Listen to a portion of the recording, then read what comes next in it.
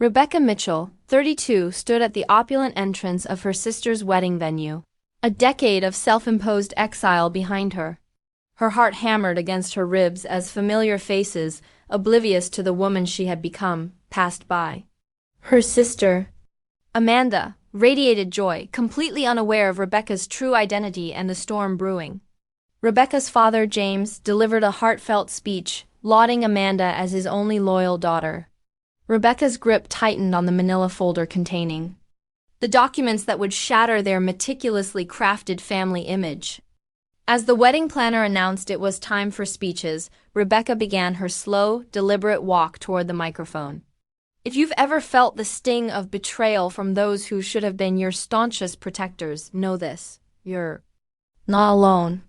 My family's drama might seem extreme, but secrets, especially family secrets, have an uncanny way of surfacing when you least expect them. I'm curious to know where you're watching from today. Drop your location in the comments. If my story strikes a chord, please subscribe to hear more about family karma and justice eventually served. Now, let's go back to the beginning. I grew up in Fairfield, Connecticut, in a neighborhood where perfectly manicured lawns mirrored the perfectly curated lives people pretended to lead. Our sprawling six-bedroom colonial, complete with a heated pool and tennis court, was the envy of many. My father, James Mitchell, was a highly respected heart surgeon at Greenwich Memorial Hospital. My mother, Elizabeth, was the quintessential socialite. Charity galas, country club memberships, and an impeccable appearance were her currency. Amanda arrived 3 years after me, and from my earliest memories I adored her. I'd read her bedtime stories, braid her hair before school, and fiercely defend her from the mean girls at Westfield Academy. We shared whispered secrets under blanket forts and made pinky promises about being in each other's weddings. When thunder rattled her at night, she'd crawl into my bed, and I'd hold her until she drifted off. "Becca," she'd whisper, "promise we'll always be sisters, no matter what." "I promise, Mandy," I'd reply, using my special nickname for her. Nothing, I truly believed, could ever come between us. But beneath our picture-perfect family facade lurked ugly truths we were never supposed to discuss. My father's late-night surgeries often served as a convenient cover for his affairs with nurses and pharmaceutical representatives. I uncovered this at 14, overhearing him on the phone, his voice dropping to that special, intimate tone he never used with my mother. When I confronted him, he slapped me hard across the face, the first time he had ever laid a hand on me. "You will never speak of this to anyone, especially your mother," he hissed, his eyes cold in a way I'd never seen before. "This is adult business that doesn't concern you." My mother wasn't oblivious. She simply medicated her awareness with expensive vodka hidden in water bottles. By most noons, her speech would become slightly slurred, her movements overly deliberate. I'd often find her passed out in the sunroom, a convenient headache, her excuse at dinner. As we navigated our teenage years, Amanda and I reacted to our toxic home in drastically different ways. I became rebellious, questioning authority, dyeing my hair black, sneaking out past curfew, and openly challenging my father's hypocrisy. Amanda, however, doubled down on perfection, straight A's, student council president, volunteer work that polished college applications, and a meticulously curated social media presence. "Why do you always have to make everything so difficult?" Amanda would ask after another screaming match with our father. "Just play along. It's easier for everyone." "Because it's all fake," I'd retort. "Don't you see how messed up this family is?" But Amanda refused to see.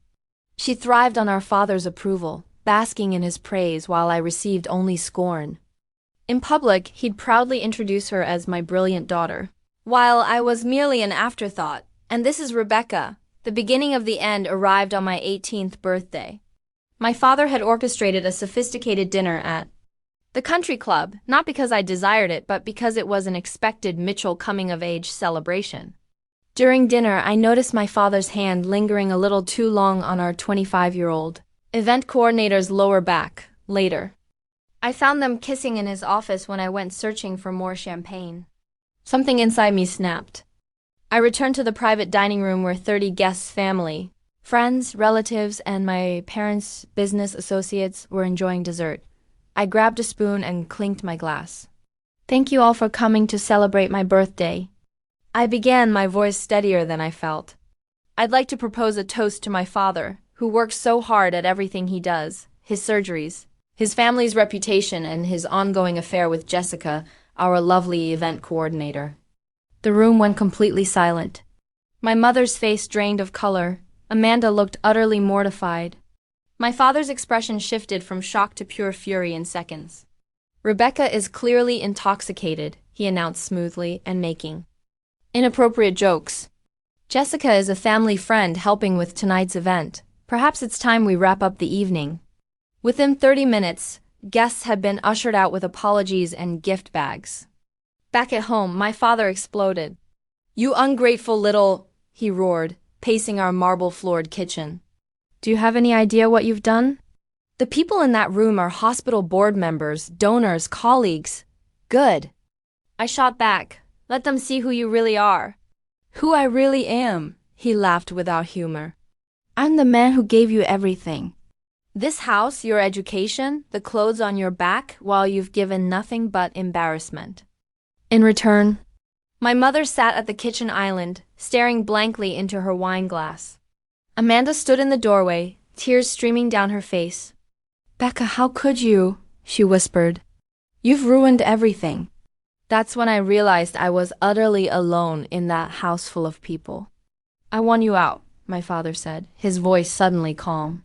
You have two choices, keep your mouth shut about family matters, apologize to everyone at the club, and follow the rules of this house, or leave and never come back. I looked at my mother, silently pleading for support. She wouldn't meet my eyes. I looked at Amanda. Mandy, you know I'm telling the truth. She shook her head. You're being selfish and dramatic. You always need to be the center of attention, even if it hurts everyone else. Her words cut deeper than my father's ever could. Fine, I said, my voice breaking. I'll leave. I packed a backpack with clothes, toiletries, and a few precious photos. My father watched from the doorway of my bedroom, arms crossed. Your credit cards have been canceled, he informed me. Your car is leased in my name, so the keys stay here. He handed me 5 $100 bills. This is more generous than you deserve. Don't contact us. Don't come back, and don't use our name to gain sympathy. As far as we're concerned, you're dead to us now. I walked out the front door on a chilly October night, 18 years old, with $500 and a backpack. No one came after me. The first year was the hardest. I slept in shelters when I could, occasionally on friends' couches until their parents became uncomfortable with the arrangement. I worked minimum wage jobs, cashier at a gas station, overnight stalker at a grocery store, dishwasher at a diner. I showered at a gym where I cleaned locker rooms in exchange for membership. I learned which fast food restaurants would let you sit for hours if you bought one small coffee. I discovered that libraries were warm, safe places during the day. Not once did I receive a call, text, or email from my family. It was as if Rebecca Mitchell had truly died on her 18th birthday. Rock bottom arrived 6 months after leaving home. I was fired from my cashier job after falling asleep at the register following a 30-hour stretch without sleep. That night, huddled in the corner of a bus station with my dwindling possessions, I made a promise to myself I would not only survive, I would succeed. And someday I would make my father regret throwing me away. The next morning, I walked into Hartford Community College and spoke with an admissions counselor. With my excellent high school transcripts, I qualified for several need-based scholarships and financial aid programs. I found a room to rent in a shabby house with 4 other students and took on 3 jobs: morning barista, afternoon library assistant, and weekend server at a busy restaurant. My schedule was brutal: classes from 8 a.m. to 2 p.m., work until midnight, study until 3 a.m., sleep for 4 hours, repeat. I ate ramen noodles and day-old pastries from the coffee shop. I wore thrift store clothes and cut my own hair, but for the first time I was living authentically, without the suffocating pressure of family expectations. During my second semester, I took an Introduction to Law course taught by Professor Linda Harris. She was everything I aspired to be, brilliant, composed, and commanding respect without demanding it. After I earned the highest grade on our first exam, she asked me to stay after class. "You have a remarkable analytical mind, Rebecca," she said, studying me over reading glasses. "But you look exhausted. Is everything all right?" Something about her genuine concern broke through the walls I had carefully constructed. Before I knew it, I was telling her everything: my family, the ultimatum, my current struggles. Instead of pity, her eyes showed understanding. "I was homeless for a time in my 20s, she revealed. My path wasn't easy either. But look at me now, tenured professor, published author, expert witness in major cases."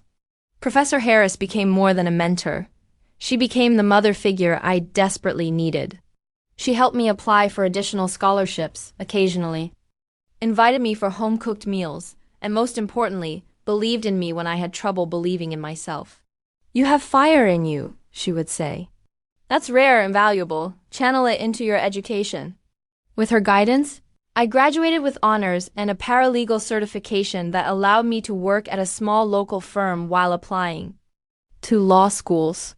When acceptance letters arrived, including one from Columbia with a partial scholarship, Professor Harris helped me navigate the financial aid process and even co-signed a student loan. "Pay it forward someday," was all she asked. Law school was both harder and easier than community college, harder intellectually, but easier because I had stable housing, better nutrition, and Professor Harris checking in regularly. I threw myself into my studies, particularly excelling in classes on financial crimes and healthcare law. The complexities of insurance fraud, Medicare regulations, and medical malpractice captivated me.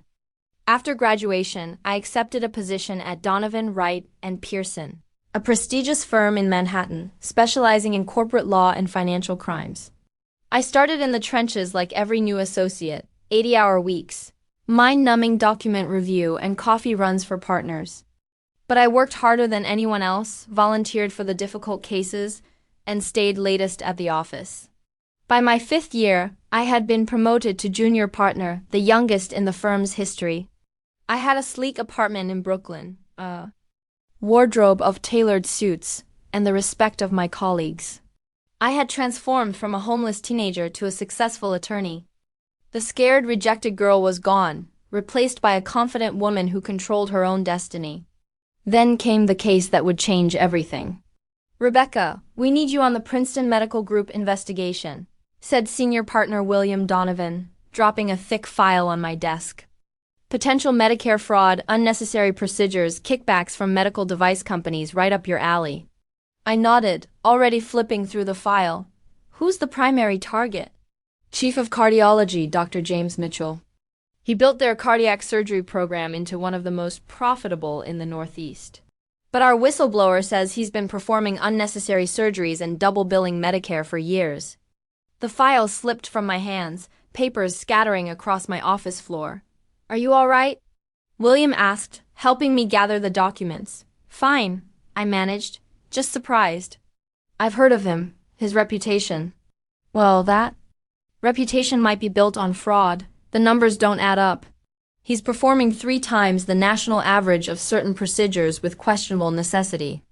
We need to build a solid case before taking this to the FBI." That night, I stared at my father's professional headshot in the case file. 10 years older, more gray at his temples, but the same confident smile that had charmed patients, colleagues, and mistresses alike. According to the file, he had expanded his practice, opened a second clinic, and purchased a vacation home in the Hamptons. His estimated net worth had tripled since I left, all potentially built on fraud, unnecessary surgeries, on vulnerable patients. My first instinct was to recuse myself due to a conflict of interest, but a deeper, darker thought emerged. Who better to investigate James Mitchell than the daughter he discarded? I knew his patterns, his weaknesses, his arrogance. I understood how he thought. For 6 months, I led the investigation while keeping my connection secret. I interviewed former patients, nurses who had worked with him, and billing specialists. I combed through thousands of medical records, identifying patterns of suspicious procedures. I traced money from medical device companies through shell corporations to offshore accounts. The evidence was damning. My father had built his wealth by recommending unnecessary cardiac procedures to patients who didn't need them, invasive, risky surgeries that generated massive insurance payments. He had falsified test results to justify interventions and taken kickbacks from device manufacturers for using their products. Worst of all, several patients had suffered complications or died from procedures they never needed. As I assembled the final case file, an elegant cream envelope arrived in my office. Inside was an invitation to Amanda's wedding to Thomas Caldwell III, son of Senator Thomas Caldwell Jr. The wedding would take place at the Greenwich Country Club, the same venue where I had exposed my father's affair 10 years earlier. Attached was a handwritten note. Becca, I know we have history, but I want my sister at my wedding. Please come, Amanda. I stared at the invitation for hours, wondering how they had found me and what agenda might be behind this sudden outreach. Was it a genuine attempt at reconciliation? A political calculation by the Caldwells to ensure no family skeletons remained hidden? Or something more sinister? Whatever the reason, the timing was uncanny just as I completed an investigation that could destroy my father. A doorway to the past swung open. The wedding invitation sat on my kitchen counter for 3 days. Each morning I would stare at it while drinking my coffee, remembering Amanda's face when she called me selfish and dramatic, remembering my father's cold eyes when he told me I was dead to them, remembering my mother's silence. How had they found me? I had changed my name professionally to Rebecca M. Lawson, using my middle initial rather than exposing my connection to the Mitchell family. My address was unlisted, my social media non-existent. On the 4th day, I called Professor Harris. Linda, I need your advice, I said when she answered. Something complicated has come up. We met for dinner at a quiet restaurant in the village where I showed her the invitation and explained the ongoing investigation. This is quite the ethical dilemma, she said, studying the invitation. Professionally speaking, you should have recused yourself from the investigation the moment you recognized your father's name. I nodded, shame washing over me. I know. However, she continued, the investigation is now complete, and the evidence would have been discovered regardless of who led it. The question now is what to do about this wedding. Why would they invite me after 10 years of silence? Linda took a thoughtful sip of wine. Several possibilities. Your sister might genuinely miss you. Your father might be attempting to control potential damage if he suspects an investigation. Or the Caldwell family might be performing due diligence on their future in-laws. That night, memories flooded back as I tried to sleep, Amanda and I making snow angels in our backyard. My father teaching me to ride a bike, his hand steady on the seat until I found my balance. My mother brushing my hair before school, singing softly. These happy memories existed alongside the painful ones, creating a confusing tapestry of love and betrayal. I dreamed of walking into the wedding, my father's face contorting in shock, my mother dropping her champagne glass, Amanda's makeup streaking with tears.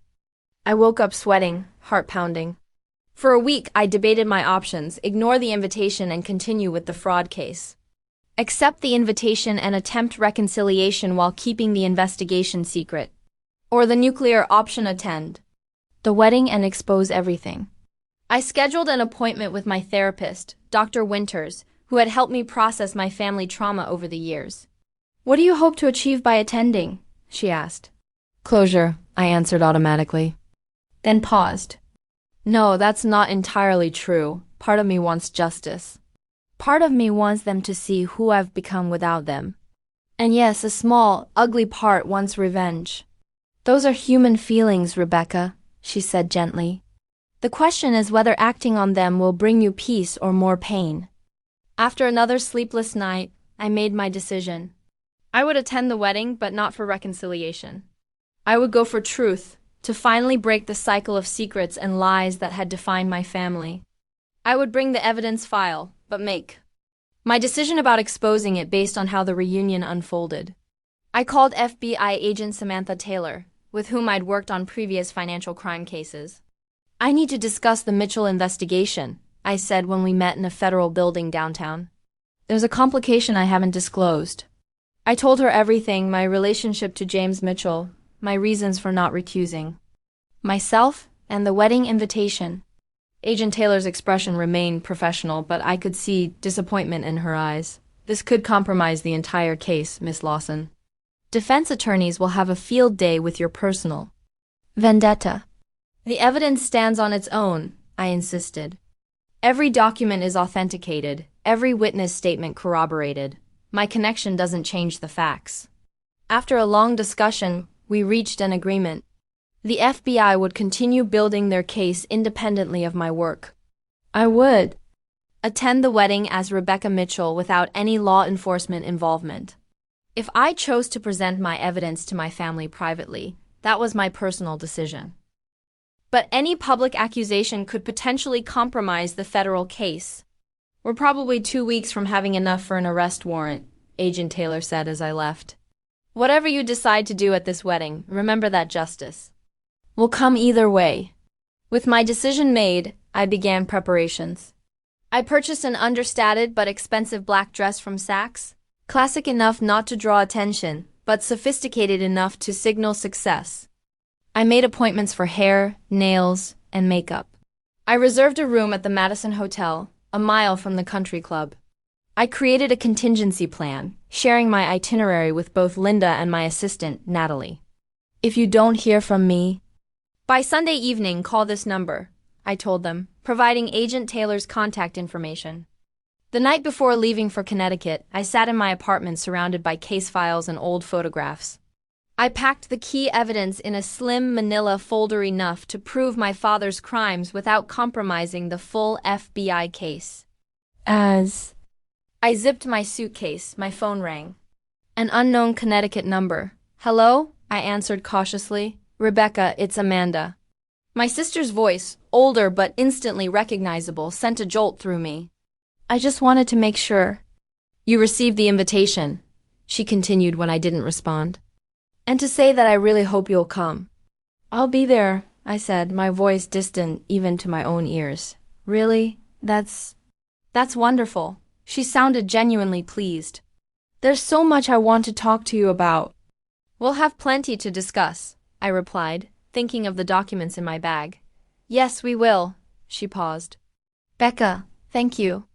After we hung up, I sat motionless, tears streaming down my face. For the first time, I questioned whether I was making a terrible mistake. The next day, I drove to Connecticut, the familiar landscapes of my childhood bringing back memories with each mile. I checked into my hotel under the name Rebecca Lawson, not ready to reclaim Mitchell until the moment of maximum impact. That evening, I drove past our old house, now with different owners, then past Amanda's rehearsal dinner location. I parked across the street, watching through the restaurant windows as my family celebrated. My father looked distinguished in his tuxedo, my mother elegant, if frail. Amanda glowed with bridal happiness, her fiancé's handsome and attentive at her side. They looked like the perfect family, just as we had once appeared to outsiders. I wondered what secrets the Caldwells harbored behind their political smiles. I returned to my hotel room and practiced what I might say the next day, scenarios playing out in my mind like competing movie endings. By midnight, I still didn't know exactly what I would do when faced with the family that had erased me. But I knew I wouldn't remain silent. 10 years ago, I had left as a rejected teenager with nothing but a backpack and $500. Tomorrow, I would return as Rebecca Mitchell Lawson, junior partner, investigator, and keeper of secrets that could destroy everything my father had built. I woke at dawn, my heart already racing. The wedding wasn't until 2 p.m., but anxiety had me up with the sunrise, pacing my hotel room. I ordered room service but could only manage a few bites of toast. Twice, I nearly called Linda to tell her I was backing out. At 11 o'clock, I began getting ready, a process I deliberately extended to occupy my racing mind. I styled my hair in a sophisticated updo, applied makeup that emphasized my green eyes, identical to my mother's, and finally slipped into my dress. The woman in the mirror looked nothing like the rebellious teenager who had left home a decade ago. She looked powerful, composed, successful. But when I closed my eyes, I still felt like that terrified 18-year-old walking away from the only home she had ever known. "You can do this," I whispered to my reflection. "You survived worse than a wedding." As I gathered my purse and the manila folder, panic suddenly overwhelmed me. My chest tightened, breaths coming in short gasps. I sank to the floor, my carefully applied makeup streaking with tears. For 15 minutes I fought through the anxiety attack, using techniques my therapist had taught me: deep breaths, grounding exercises, reality checks. Finally calm enough to function, I repaired my makeup and called a car service. "Greenwich Country Club," I told the driver, my voice steadier than I felt. The venue was exactly as I remembered: manicured grounds sloping down to Long Island. Sound, white columns framing the entrance, flower arrangements taller than children. Guests in designer outfits and summer suits streamed through the doors, greeted by attendants checking names against the guest list. "Name, please?" asked a young woman with a tablet. "Rebecca Mitchell." The name felt foreign on my tongue. After years of introducing myself as Rebecca Lawson. Her eyes widened slightly. "Oh, Miss Mitchell, you're on the priority list." She signaled to an older woman who approached immediately. "Miss Mitchell, I'm Frances, the wedding coordinator. The bride left specific instructions that you were to be escorted in personally when you arrived." Her smile seemed genuine but curious. "Would you like to see her before the ceremony?" "She's getting ready upstairs." "No," I said quickly. "I'll just find my seat." "Of course, you're at table 3, family table for the reception. For the ceremony, would you prefer to sit with family in the front, or back is fine," I said. "I wouldn't want to disrupt anything."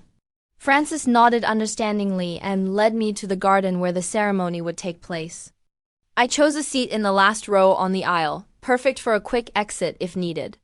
As the garden filled with guests, I observed without being noticed. Distant relatives who had attended holiday dinners now had gray hair and moved slower. Parents of childhood friends double-checked their seating assignments. My father's medical colleagues in expensive suits, their wives comparing jewelry. The senator and his wife greeting guests with practiced warmth. Rebecca Mitchell?" I turned to see my mother's sister, Aunt Catherine, staring at me in disbelief. "It is you." "My goodness, we all wondered if you'd really come." She embraced me awkwardly.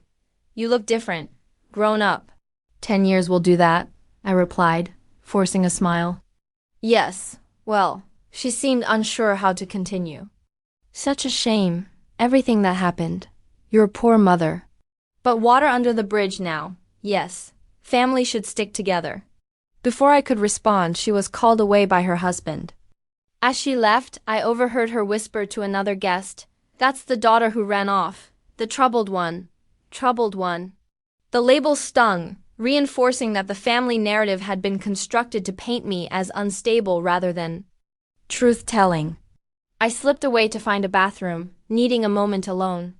Inside the country club's marble-floored ladies' lounge, I splashed cold water on my wrists, a calming technique Linda had taught me. The door opened, and in the mirror, I saw my mother enter. Elizabeth Mitchell froze, her hand still on the door. She had aged dramatically, thinner, paler, her once vibrant auburn hair now a soft gray. For a moment, shock registered openly on her face, then, like pulling on a mask, she composed herself into the perfect society matron. "Rebecca, you came." She approached carefully as if I might bolt.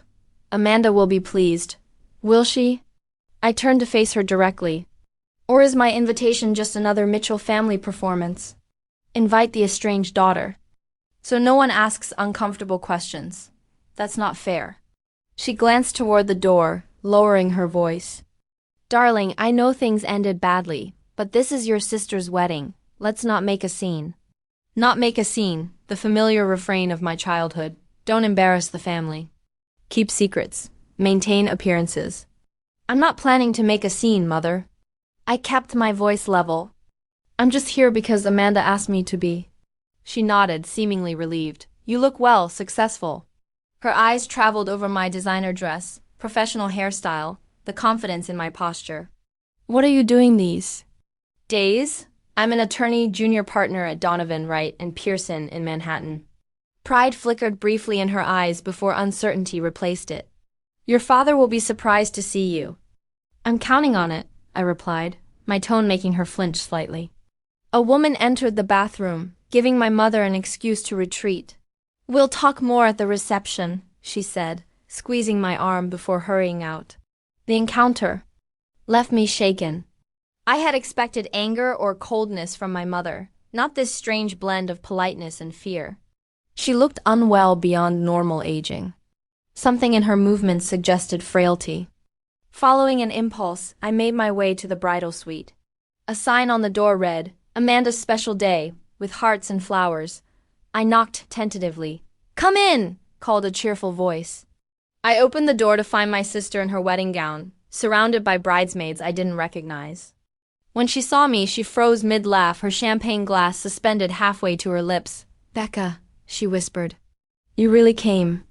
The bridesmaids, sensing the tension, made excuses about checking on flowers and disappeared, leaving. US alone?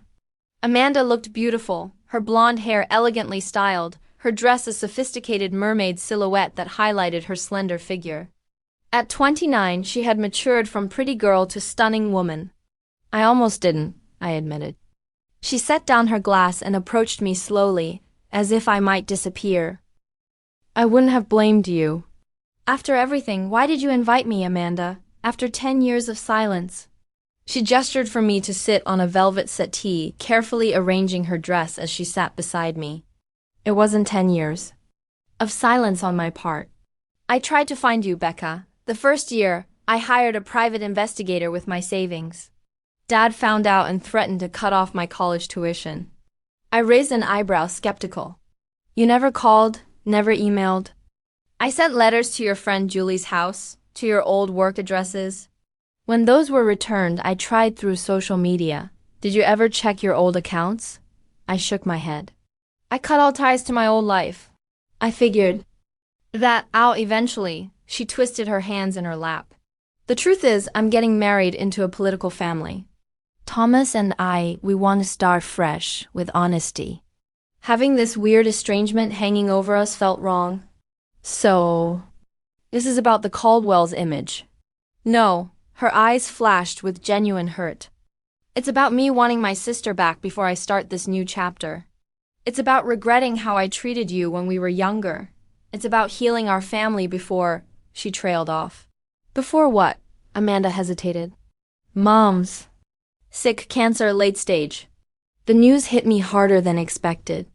Despite everything, this was the woman who had once tucked me in at night, who taught me to read, who had moments of maternal warmth between her episodes of alcohol-numbed detachment. I'm sorry to hear that, I said, meaning it. How long? Months, maybe. She wanted to make it to the wedding. Amanda studied my face. You really didn't know? You haven't been monitoring the family at all? I've been busy building a life without you, I said, the words coming out sharper than intended. A knock at the door interrupted us. 5 minutes until we need to start. Amanda called to the wedding planner. Amanda stood, smoothing her dress. Will you stay, please? We can talk more at the reception. I nodded, not trusting myself to speak. Thank you for coming, she said, squeezing my hand. It means everything to me. As I left the bridal suite, conflicting emotions swirled through me. Amanda seemed sincerely glad to see me, which challenged the narrative I'd constructed. Over 10 years, that my entire family had callously discarded me. The news about my mother's illness complicated my purpose further. I was so distracted that I nearly collided with my father as I rounded a corner. James Mitchell looked older, but still commanding, silver hair perfectly styled, his tuxedo obviously custom-made, his posture military straight. When he recognized me, his expression cycled rapidly through shock, anger, and calculation. Rebecca, he said, his voice controlled. What are you doing here? I was invited, I replied evenly. By Amanda, his jaw tightened. Without consulting me, it's her wedding, not yours. He glanced around, noting nearby guests who were trying not to stare at our tense exchange. We should discuss this privately. Nothing to discuss, I said. I'm here for the ceremony, then the reception. Tomorrow I'll be gone. Why now? He demanded in a harsh whisper. After all this time, maybe I miss my family, I suggested, my tone making it clear I didn't. Or maybe I was curious about the man Amanda is marrying. The Caldwells are an impressive political dynasty, after all. At the mention of the Caldwells, my father's expression changed subtly. Fear flickered in his eyes before he masked it. Whatever you're planning, don't. This day is important for connections that go beyond our family. Connections, I repeated, always the pragmatist. He stepped closer, his voice dropping further. Why did they let you in? You weren't on the guest list I approved. So he had tried to block me. Interesting. Amanda must have overruled you, I said, enjoying his discomfort. She seems quite determined to have her sister at her wedding. Music began playing. In the garden, signaling the ceremony was about to begin. My father's friend and attorney, Richard Porter, approached quickly. James, they're ready for you to escort Amanda down the aisle. He noticed me and did a double take. Is this my daughter Rebecca? My father confirmed stiffly. She'd be leaving shortly. Actually, I'll be staying for the reception, I corrected him. Table 3, I believe. Family table. The color drained from my father's face. He exchanged a meaningful look with Porter before turning back to me. We'll continue this discussion later. As he walked away to fulfill his father of the bride duties, I noticed him whispering urgently to Porter, who nodded repeatedly, his expression grave. They were worried about my presence, and they should be. I've seen how families can spin webs of lies and secrets that trap everyone inside. While I sit here watching my sister pledge her life to a man from a powerful political family, I wonder, how many of you have experienced that moment when family betrayal becomes clear as day? If you're finding this story hitting close to home, I'd appreciate you giving it a thumbs up, so others might find it too. The ceremony is about to end, and soon I'll be facing the family that erased me at the reception. Stay with me. The confrontation you've been waiting for is coming up next. The wedding ceremony was picture perfect. Amanda glowed as she exchanged vows with Thomas, who looked at her with genuine adoration. My father played his role flawlessly. The proud father giving away his daughter, his speech about family values and commitment drawing appreciative murmurs from the guests. My mother dabbed at tears with a monogrammed handkerchief. Senator Caldwell beamed at the alliance his family was forming with a respected medical dynasty. Only I knew what a charade it was. During the transition to the reception, I kept to myself, observing from a distance as guests mingled over cocktails on the terrace. Several times I caught my father watching me nervously while speaking with Porter. Twice I noticed my mother starting toward me, then changing her mind. The reception began with a lavish dinner in the main ballroom. True to the seating chart, I was placed at table 3 with immediate family, my parents, the Caldwells, and Thomas's sister. The tension was palpable beneath forced pleasantries. So, Rebecca, Senator Caldwell addressed me directly. Amanda tells us you're an attorney in New York. Impressive career path. Thank you, Senator. I specialize in financial crimes. My father choked slightly on his champagne. Fascinating area, the senator continued, oblivious to my father's discomfort. Any interesting cases you can share? Without confidential details, of course. Actually, I recently completed an investigation into healthcare fraud, I replied, looking directly at my father. A prominent surgeon performing unnecessary procedures, falsifying records, taking kickbacks. The usual pattern of greed. Over patient care. My father's knuckles whitened around his fork. My mother looked confused. Sounds like important work, Thomas's mother commented. Protecting vulnerable patients from exploitation. That's exactly how I see it, Mrs. Caldwell. No one should profit from unnecessary suffering. Before the conversation could continue, the wedding planner announced it was time for speeches. My father stood, straightening his tuxedo jacket, and walked to the microphone at the front of the ballroom. Ladies and gentlemen, as father of the bride, it's my privilege to welcome you all to this joyous occasion. His speech was eloquent, talking about Amanda's childhood achievements, her kind heart, her bright future with Thomas. He spoke about family legacy and values, about the sacred trust between parent and child. With each hypocritical word, my resolve strengthened. When he finished to appreciative applause, the wedding planner consulted her list. Next, we'll hear from the maid of honor, then the best man. I stood up. Actually, I'd like to say something. The planner looked flustered. You're not on the program, Miss Mitchell. I'm the bride's sister, I said firmly. Surely that counts for something. From the head table, Amanda gave a small nod to the planner, who reluctantly gestured toward the microphone. The room fell silent as I approached the front. My father remained standing at the side of the stage, his expression a warning. My mother looked terrified. The Caldwells watched with polite interest, unaware of the incoming storm. I took the microphone, surveying the room filled with Connecticut's elite, doctors, politicians, old money families, people who had attended parties at our house when I was growing up, who had watched our perfect family performance for years. For those who don't know me, I'm Rebecca Mitchell, Amanda's older sister. I paused, letting my gaze sweep across the curious faces. Some of you might be wondering where I've been for the past decade, since I haven't been present. At family functions. Murmurs rippled through the crowd. Good. I had their attention. 10 years ago, on my 18th birthday, I was given an ultimatum by my father. Keep quiet about certain family matters, including his multiple affairs, or leave and never return. I chose truth over comfort, integrity over family loyalty. That night, I walked out of our house with $500 in a backpack. Gasps and whispers erupted. My father stepped forward, but I continued before he could interrupt. For the first year, I was homeless. I slept in shelters, worked minimum wage jobs, and eventually put myself through community college while working 3 jobs. Not once during that time did my family check if I was alive or dead. Amanda was crying now, Thomas holding her hand tightly. My mother had her face in her hands. My father was frantically signaling to Porter. Through sheer determination and the kindness of strangers who became my real family, I graduated from Columbia Law School and became a junior partner at Donovan. Wright and Pearson, specializing in financial crimes.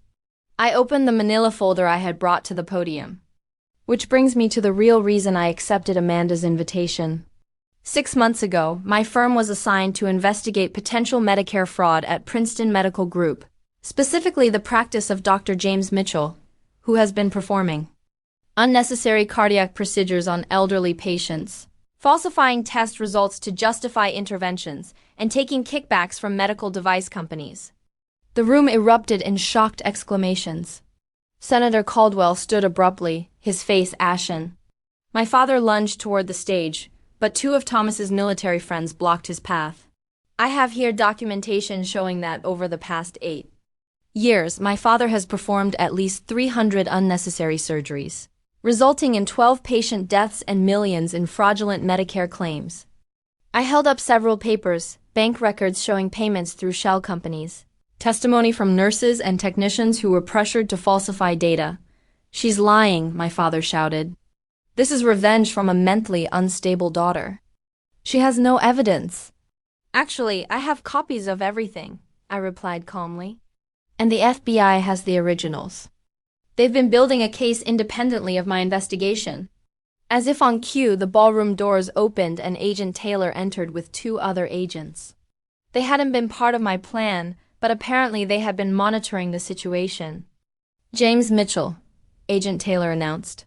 We have a warrant for your arrest on charges of healthcare fraud, false claims, and criminal negligence resulting in death. Chaos erupted.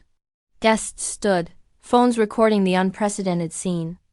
The Caldwells huddled together, security personnel surrounding them. My father was handcuffed, still protesting his innocence and demanding his attorney. Through the commotion, I noticed my mother collapse into her chair, a security guard calling for medical assistance.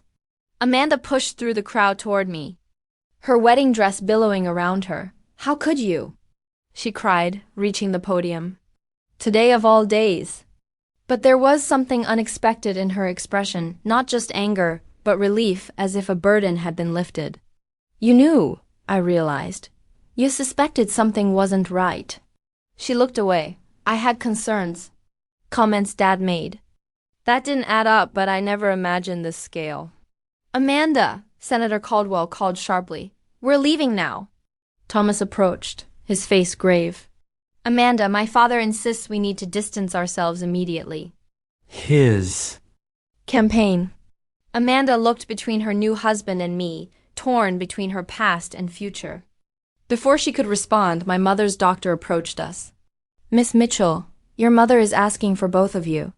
In a quiet side room, my mother lay on a sofa, an oxygen mask over her face.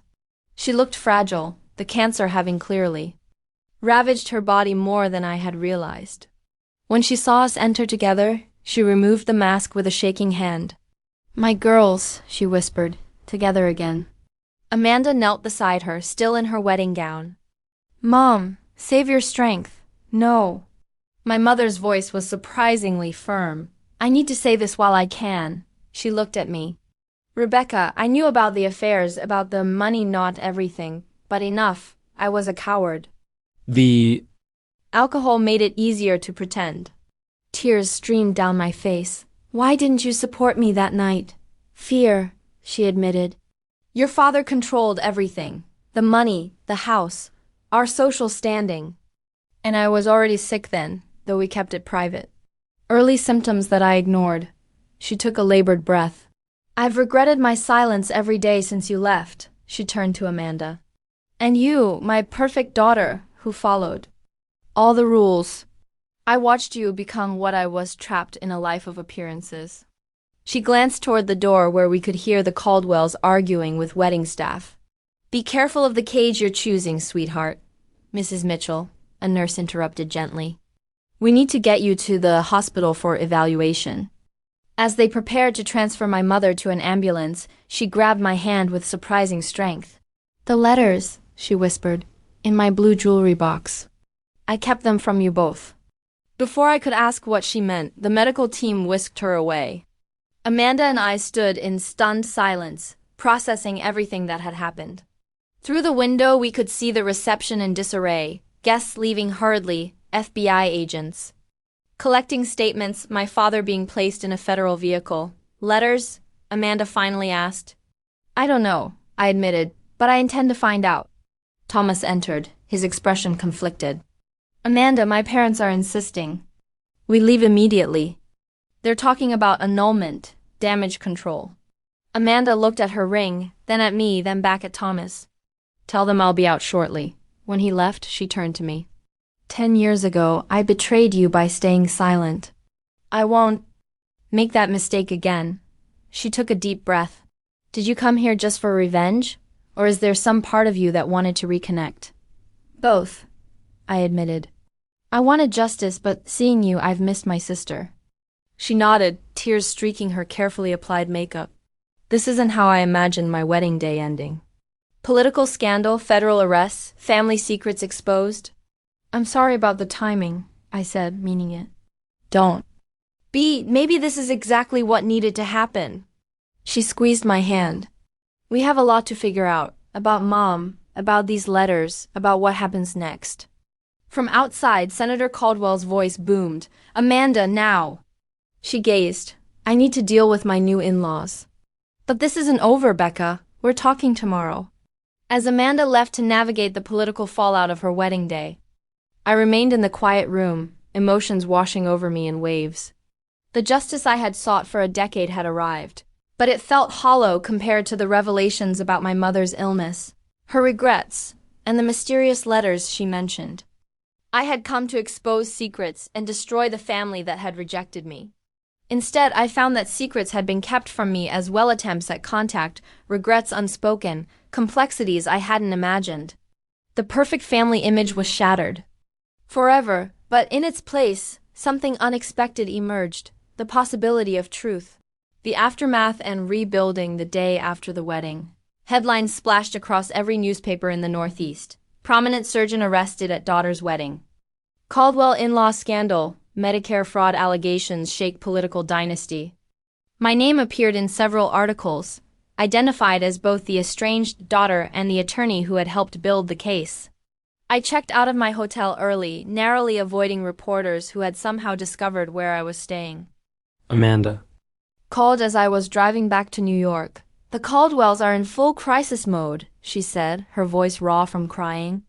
Thomas's father has his entire campaign team working on distancing themselves from Dad. They're pushing for an annulment. What do you want? I asked, realizing no one had probably asked her that question. A long silence followed. I don't know anymore. Everything I thought I knew about our family, about my future, it's all changed in 24 hours. Where are you now? At a hotel near the country club. The Caldwells insisted we cancel the honeymoon. They've scheduled a press conference for tomorrow where Thomas and I are supposed to express shock and dismay about Dad's alleged crimes. Alleged? I repeated.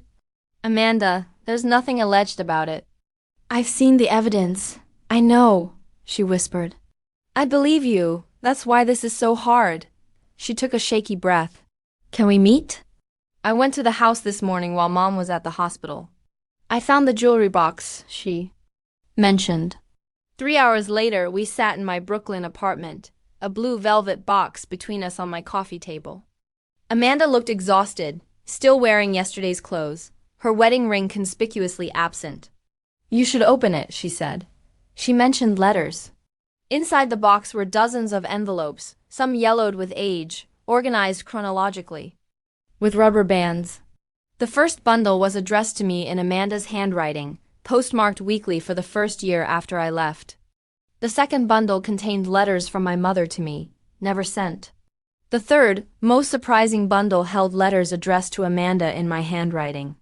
I never received these, Amanda said, holding up letters I had written her during my first 2 years away. I wrote to you every week that first year.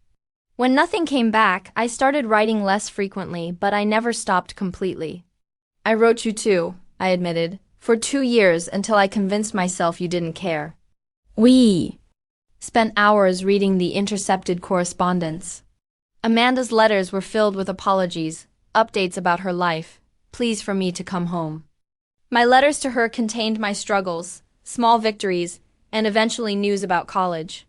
My mother's unsent letters revealed her private torment, knowledge of my father's affairs and financial irregularities, her cancer diagnosis that had come and gone into remission before returning, her regret at not standing up for me. She kept these from both of us, I said, anger and grief competing in my chest. She let us believe we had abandoned each other, but why? Amanda asked, wiping tears. What purpose did it serve? Control, I suggested. Dad's control over her, over the family narrative. If we reconnected, his version of events might be challenged. Amanda nodded slowly. He convinced me you were unstable, attention-seeking. That contacting you would only encourage your destructive behavior. She looked up, eyes red-rimmed. I should have tried harder to find you. You did try, I reminded her, gesturing to the letters. We both did. As evening fell, Amanda received increasingly urgent calls from the Caldwell's campaign manager. After the 5th call, she finally answered, putting it on speaker. Amanda, we need you at the senator's house tomorrow morning to rehearse the press conference. The statement has been prepared. You just need to look appropriately shocked and supportive of Thomas. What if I don't attend? She asked. A pause. That's not an option.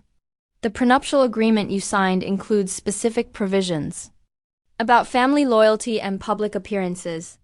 If you refuse, you'll be in breach of contract. The annulment would be immediate, and you'd be liable for damages to the campaign. After hanging up, Amanda looked shell-shocked. I knew the prenup was extensive, but I didn't realize. I was so focused on the fairy tale. You don't have to go through with their plan, I said. You have options. Like, what? I have no income of my own. My trust fund is contingent on Dad's approval, which obviously I've lost now. My career has been planning charity events for my mother's friends. I'm 30 years old with a useless art history degree and no real work experience. Stay here, I offered impulsively. My guest room is yours as long as you need. And I know plenty of people who could help you find legitimate work.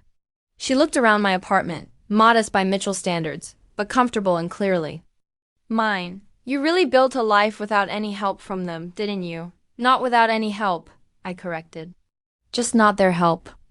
I had Professor Harris, friends who believed in me, mentors who saw my potential. That night, Amanda slept in my guest room while I lay awake, processing the seismic shifts in my family dynamics. The justice I had sought had been served.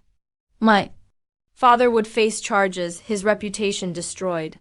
But the revelation of the intercepted letters changed everything. My sister hadn't abandoned me. My mother had regrets. The black and white narrative I had constructed over 10 years had shades of gray I never anticipated. The next morning, I called into work, explaining I needed personal time to deal with family matters. William Donovan was understanding, but concerned about potential conflicts of interest. The firm may need to officially distance itself from your personal connection to the Mitchell case, he explained. Not disciplinary action, just procedural cleanup. I understand, I said, relieved I wasn't being fired outright. Amanda emerged from the guest room looking more rested but still lost. Mom called. She's being discharged today. The cancer treatments have been suspended during this crisis. Where will she go? Home, I guess, though, with Dad's assets frozen pending investigation. I'm not sure how long she'd be able to stay there. We visited my mother that afternoon. Elizabeth Mitchell looked small in her hospital bed, but her eyes were clearer than I had seen in years. You found the letters, she said when we entered together. I nodded, sitting beside her. Why, Mom? Why keep us apart? She closed her eyes briefly. Your father convinced me it was for the best. That contact would only hurt both of you. And I was weak, afraid of losing what little stability I had. She looked at me directly. It was unforgivable, but I'm asking for your forgiveness anyway. I'm working on it, I said honestly. It's going to take time. Time is the one thing I don't have much of, she replied with surprising calm. Stage 4 pancreatic cancer doesn't leave much room for long reconciliations. Amanda took her other hand. We're here now, Mom, both of us. My mother squeezed our hands. That's more than I deserve, and everything I could ask for. Over the next weeks, a new rhythm emerged. Amanda officially moved into my guest room, choosing to break from the Caldwells despite their legal threats. My mother moved into a hospice facility near my apartment where Amanda and I visited daily. My father remained in federal custody, denied bail due to flight risk. The media attention was intense at first. Reporters camped outside my apartment building and followed us to the hospice. The story had everything: medical fraud, political scandal, family drama. Amanda and I gave no interviews, focusing instead on rebuilding our relationship and caring for our mother. At work, I was removed from all healthcare fraud cases but otherwise allowed to continue my duties. The FBI investigation proceeded without my involvement, building an airtight case against my father and several accomplices, including his office manager and 2 other doctors in his practice. Amanda struggled with her new reality, from senator's daughter-in-law to scandal-adjacent civilian, from wealthy socialite to unemployed 30-year-old. But she also showed remarkable resilience, applying for jobs in museum administration and taking a temporary position at a local gallery. I always wanted to work in the art world, she confessed one evening as we shared takeout in my living room. But Dad insisted it wasn't a Mitchell-worthy career. What else did you want that you didn't pursue because of him? I asked. She thought for a moment. Travel that wasn't just to luxury resorts. Friends who weren't socially advantageous. A relationship based on love rather than appropriate pedigree. She smiled sadly. I was the good daughter who stayed, but in some ways you were freer by leaving. 1 month after the wedding, we received word that my father wanted to see us. Against my better judgment, I agreed to accompany Amanda to the federal detention center. James Mitchell had aged years and weeks. His designer clothes replaced by a jumpsuit, his commanding presence diminished by confinement. He nonetheless attempted to control the conversation from the moment we sat across from him. This case will be thrown out, he began without greeting. My attorney is filing motions to suppress evidence obtained under false pretenses by a family member with a vendetta. The FBI built their case independently, I reminded him. My investigation was just the starting point. He dismissed this with a wave. I need you both to make statements supporting me. Character witnesses, family solidarity. Amanda and I exchanged glances. That's why you wanted to see us, she asked. Not to apologize or explain? There's nothing to apologize for, he insisted. Everything I did was for this family. To give you the life you deserved. By performing unnecessary surgeries on elderly patients? I challenged. By risking lives for profit? By building a practice that could support our lifestyle, he countered. Medicine is a business, Rebecca. I simply maximized returns. People died, Dad, Amanda said quietly. Actual people. He had the decency to look momentarily uncomfortable before his defenses reasserted. Medical complications happen. That's why we have malpractice insurance. We left 30 minutes later, having refused his demands for support. In the parking lot, Amanda broke down. He's still trying to control us, she sobbed. Still. Can't admit he was wrong. I held her, my own emotions a complex mix of vindication and sorrow. He may never change, Amanda. Some people can't face their own failures. Then we need to make sure we're not like him, she said, straightening her shoulders. No more family secrets, no more lies between us. As we drove back to the city, a weight I had carried for 10 years began to lift. The justice I had sought was unfolding through legal channels. The sister I had mourned was back in my life. The mother I had resented was showing genuine remorse in her final months. None of it erased the past, the rejection, the years of struggle, the pain of abandonment. But it offered something I hadn't expected when I received that wedding invitation, the possibility of healing. Resolution 6 months after Amanda's wedding turned federal arrest, autumn painted Central Park in fiery colors, visible from my office window. On my desk sat a framed photo of Amanda and me at the Brooklyn Botanic Garden, our arms around each other, genuine smiles on our faces. Next to it, a reminder card for my mother's hospice care schedule. James Mitchell's trial was scheduled for January. The prosecution had built an overwhelming case, financial records, patient testimonies, cooperating witnesses from his medical practice. His attorney had attempted to have my involvement in the initial investigation used to suppress evidence. But the judge ruled that the FBI's independent work was admissible regardless of how the case originated. My father refused to accept a plea deal, maintaining his innocence despite mounting evidence. His medical license had been suspended, his assets frozen, his reputation destroyed. The house in Connecticut was in foreclosure proceedings, its contents being cataloged for a potential sale to compensate victims. My mother's condition had deteriorated rapidly.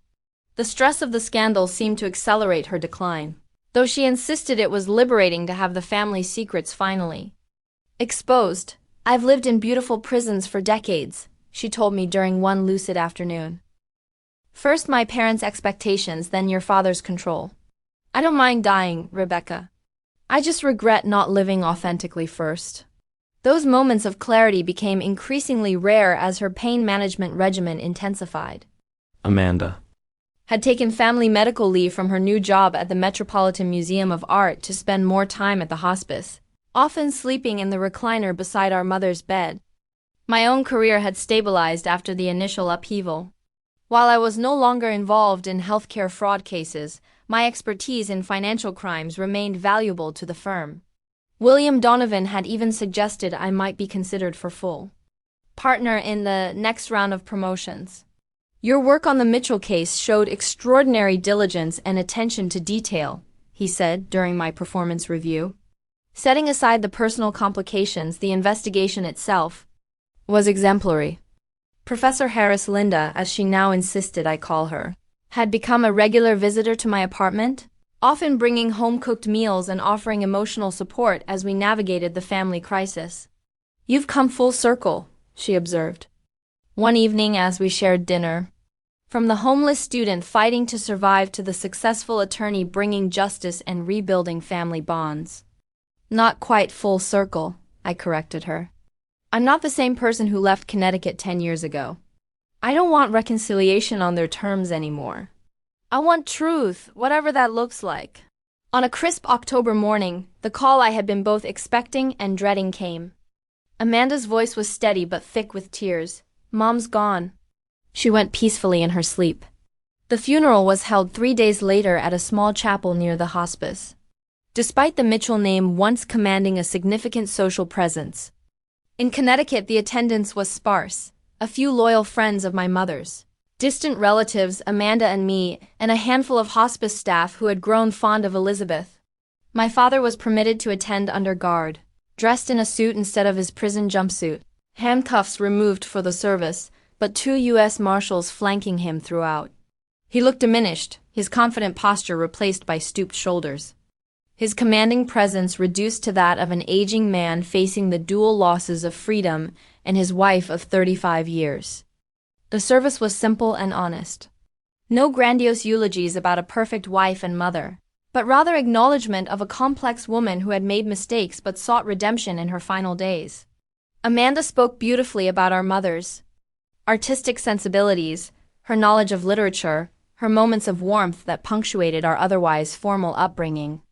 I shared memories of her teaching me to play piano, our trips to museums in New York, and the genuine joy she found in beautiful things. Neither of us mentioned her alcoholism, her enabling of our father's behavior, or her role in keeping us apart. Those truths had been acknowledged privately between us and with her before she died. The public service needed no further unburdening. After the final prayer, attendees filed past her casket to pay respects. When my father's turn came, he stood motionless, staring at his wife's peaceful face. For a moment, his mask slipped and genuine grief transformed his features. He placed his hand on the casket, whispered something only he and Elizabeth would ever share, then allowed the marshals to lead him away. Outside the chapel, as attendees dispersed to their cars for the cemetery procession, my father was permitted a brief moment to speak with us before returning to custody. "Your mother loved you both," he said, his voice rougher than I remembered, "despite everything." "We know," Amanda replied. "She told us." He nodded, looking suddenly older than his 63 years. "I'd like to see you again." Before the trial, Amanda looked at me, deferring to my decision. "We'll think about it," I said, neither committing nor refusing outright. As the marshals led him to the transport vehicle, he turned back once. "I did love her, you know, in my way." "Your way," I repeated. That was always the problem, wasn't it? After the burial, Amanda and I returned to my apartment, exhausted by grief and the weight of family history. We sat in silence for a long time, sipping tea and watching the city lights emerge as evening fell. "What happens now?" Amanda finally asked. "We keep going," I said simply, "one day at a time." In the weeks that followed, we established new routines. Amanda found an apartment in my neighborhood, close enough for regular dinners together, but allowing us both independence. She thrived in her museum role, her knowledge of art history finally finding productive application. I continued my legal career, gradually shifting my focus toward advocacy for elderly victims of financial exploitation. We visited our childhood home one last time before it was sold at auction, walking through empty rooms that once contained our entire world was surreal, the formal dining room where countless silent family dinners had unfolded, the staircase I had stormed up during teenage arguments, Amanda's bedroom with its faded pink walls, my own room stripped of personality. After my departure, in my mother's closet, we found a small fireproof box containing birth certificates, old photographs, and a journal she had kept sporadically over the years. Reading it together on the floor of her empty bedroom provided both pain and healing. Her private thoughts revealing a woman more self-aware than we had realized, trapped in a marriage she had entered for security rather than love, fighting depression with alcohol and denial. "I don't think I want any of the furniture or artwork," Amanda said as we prepared to leave. "Too many memories." "Agreed," I replied, "but I'll take Mom's piano if possible. That holds good memories."